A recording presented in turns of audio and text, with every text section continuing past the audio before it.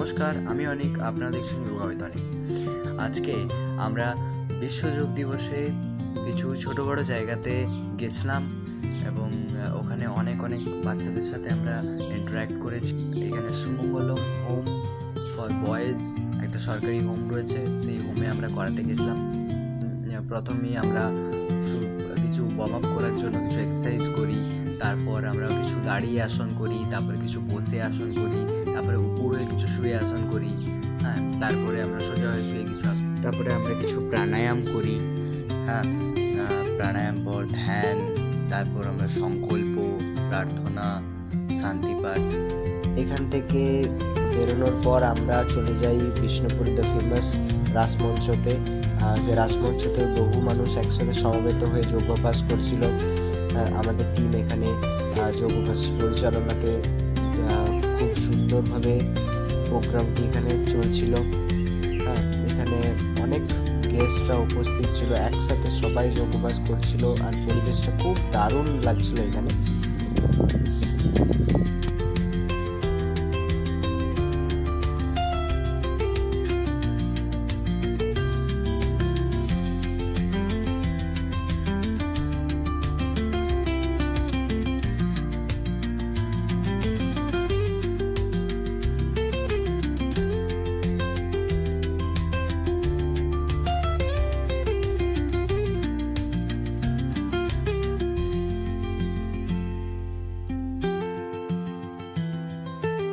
সবাইকে একটা করে সাদা রঙের ড্রেস দেওয়া হয়েছিল, উপরে জামা, এবং সেই জামাটা পরার পর পরে সবাই একসাথে যোগ করছিলেন।